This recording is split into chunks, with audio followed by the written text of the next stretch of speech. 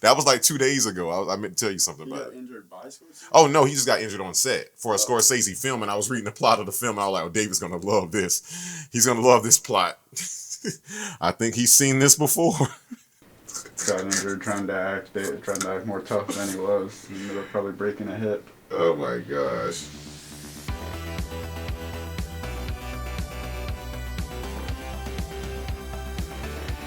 Still, one of the funniest things in me in movie history is me, my son, no, the Cable Guy when Ben Stiller plays the Menendez brothers. They have him come into court.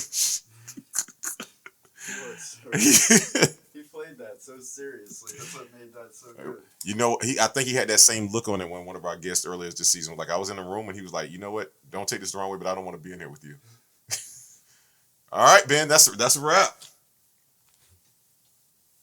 Really? The best person to ever be a different color daddy on TV in a movie was Jim Carrey and me, myself, and Irene, letting his kids watch Richard Pryor and eat what they want and become smart. He is the best interracial father I've ever seen in my goddamn life.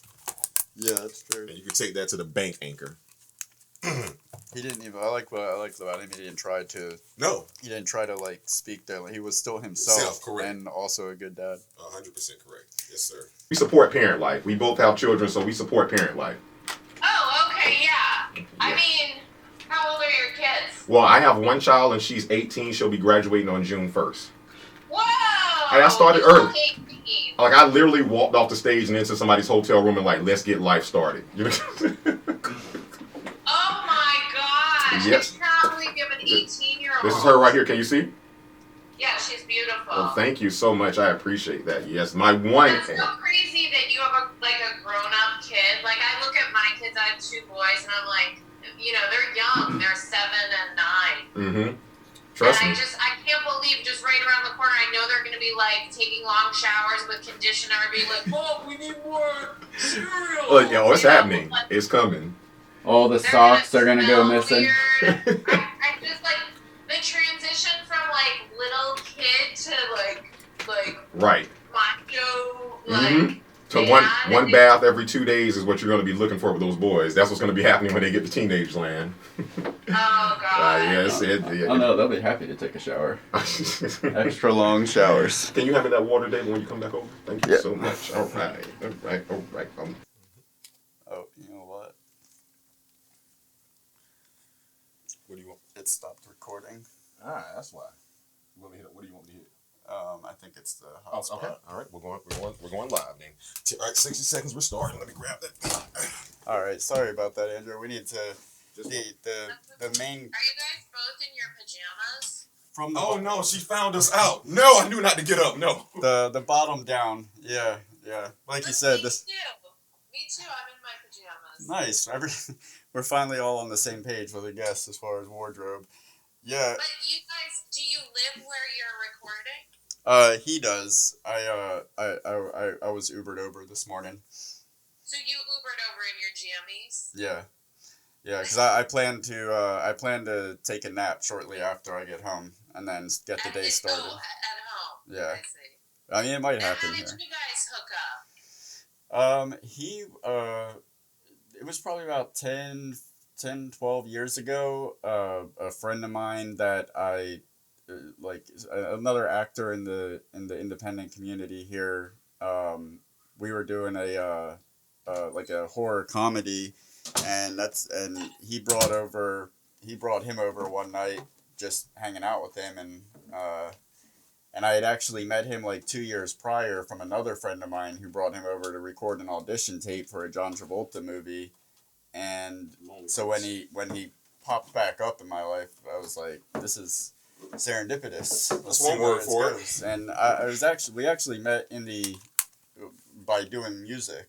Like yeah. I was doing beats at the time, and he was like, I want to put lyrics on something, and then we just started recording. Yep. And and then we have the same work ethic where it doesn't matter when we decide we want to do a project, it doesn't matter what hurdles come up, we make it happen, especially him. We call him Santa Claus. Wow. Yes. So you guys are actor, musician, filmmaker people? We're basically the interracial version of Wayne's World. Party time, excellent. Woo woo woo. Yes, we do it all. I act. He's more so the writer. I act.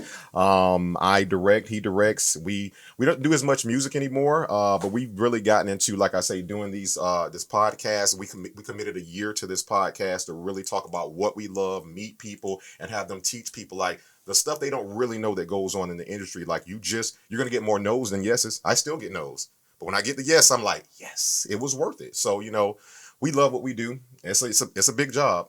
And he's the best editor I've ever met in my life. So that's just, Film editor? no, he is like, I call him Edward Scissorhands. That's his name. We got him a little cup that says Edward Scissorhands because he's like an awesome editor. He's like the best. Will you guys send me a short film or something that you made? Sure. Dave Durden? Absolutely. Awesome sauce. All right. So I'll set that up. You get her set and we'll be good to go. Is that, are you good? Okay, I'll do it. All right, let me do this and we'll get started. Let me do that last part. Sorry about the delay. Like you said, it's very early, and we've had like 4 technical difficulties that we've never ran into in the year that we've been doing this so far. That's okay. Isn't it 3 hours later there? Yeah. So I'm now realizing how ridiculous it sounds. I was saying early when it's 8 o'clock there. But it's like 11 there, right? Yeah, it's pretty early. Time is an illusion. I made the mistake of getting into the Netflix documentary about Son of Sam last night. Oh, is that good? It was so good that it had me up until 4:30 in the morning. I told myself I was only going to do 1 episode because I already know how the story goes. But once the first one ended, I couldn't stop. All right, I just had to restart it. We'll catch it. We're going to tell every 2 minutes away and we're going. 2 minutes and we're going. I cannot believe she caught us in our pajamas. No one's ever caught us not in our clothes before. That's one. Oh, did you see what we did here? You see what we got going on? What's your shirt? Yeah, 512. Well, since it was the 10 Commandments, we decided to put the commandment that we're each most guilty of. No. I'm not guilty of it. I went a different direction. Okay. Because so what is the 6th commandment? Thou shalt not kill. You haven't killed anyone. No. But I'm saying that's you led me in wrong. I got it. You led me in wrong. I chose this one because after everything that's going on in the world, we shouldn't kill anybody, but people are getting killed. So I'm like, you know what? I'm gonna go with the kill one. Boom. Yeah. I got it. So David, tell her what yours means. Mine is don't put any false gods before me, because I'll worship pretty much anything that I can see, and I've never seen God, so everything, especially Kanye West. Kanye West goes before God. He's my false idol. Is he? You love him? Wow, you might want to get up there. On I love the fact that he's an antagonist in a weird way, and I like the response. It's mainly because my wife can't stand him, and something about that makes him more attractive to me. I don't know why. Wow, it's like wrapped up in your relationship stuff. Very much so. Yeah, I don't have relationship stuff. I'm just, what is that called when you just when everybody else loves something, you feel the need to not like it, and vice versa. I'm just. I know. I feel like there's a word for it. It's not just like rebellious. There's something like contrary or contrarian. Yeah, that was the word that I was looking for, which sounds so negative. But it's not a decision I make. I'm usually attracted to things. Become less attractive to me the more people, the more people out there that like it. Once like somebody like I've liked lots of stuff, and then once it like hits the mainstream and more people are talking about it, it just kind of turns me off for some reason. Yeah. And that is going to be that, and we are going to do this and call it a day. And then there was a part in there where he actually he seen his neighbor getting more CAT scan machines. He runs to the phone to get it. His wife tries to stop him, and he neck chopped the hell out of her. Now, one or two things. It definitely was funny, but I'm surprised that nobody's up in arms about that because, the whole thing with all that stuff. So that was kind of iffy, and surprised you guys were really, willing to do that. You didn't see her there. Oh yeah, that's right. He didn't see her there. But that one I did get a moral out of that particular story. It was basically you can lose everything that you've gained by worrying about somebody else. So keep that in mind for everybody. All right. Also, we have we're gonna go back Rudd. I call this Rudd Square. We're gonna do two Rudd connections back to back. If you noticed earlier, this is connection between you personally and Paul Rudd. What happens here is in the beginning of the film, Paul Rudd, while he's still behind the commandments, he's taking the phone call and he was like, "You knew what you were getting into when you married me." And I can only think of how many times you had to tell Angela that with all the work that you do. So I've never had to say it out loud, but it's always been implied. we love you, Mama Poo Poo. With that being said, guys, I got one more. I know I'm gonna let you finish it because Okay. I did have one. I thought about it, guys. It's because the mom was classic, man. She was like, I think she said I made a goof. She was like, I was wrong. It wasn't Arnold Schwarzenegger. It was Arsenio Hall. Well, she didn't do it like that, but I just throw back for Arsenio. But Yeah. it was Arsenio fucking Hall. And they were like, oh, and she never explains it. She like, because remember, the kids asked them earlier when she still said it was Arnold Schwarzenegger. The dude was like, well, what about our dark skin? She was like, I know. What? But yeah, the way Cedric looks at her right there, that's amazing. Andrea, we can't thank you enough for what you. Most of our interviews are pretty smooth. This has been the bumpiest. No.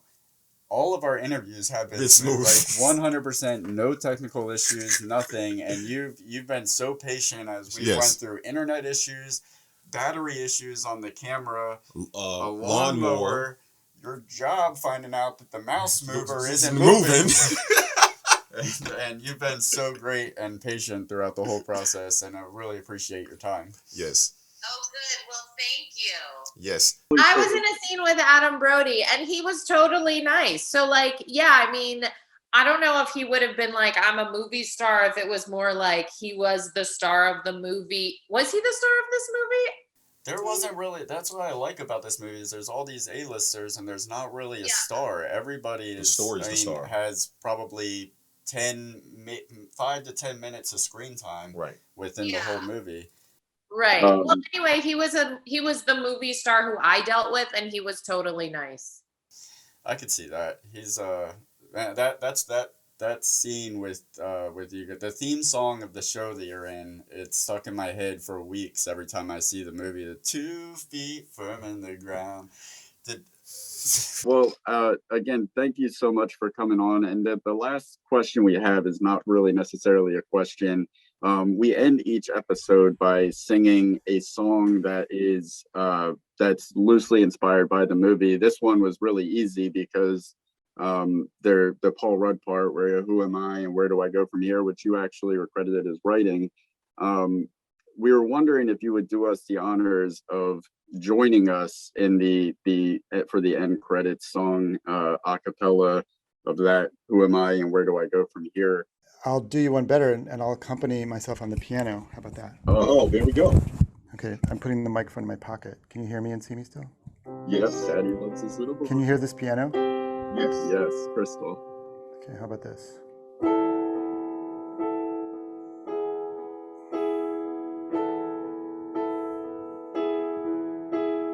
Who am I and where do I go from here?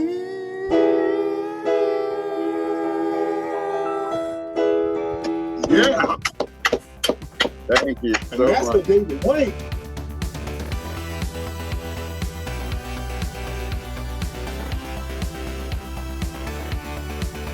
Why don't you subscribe? It'll last longer.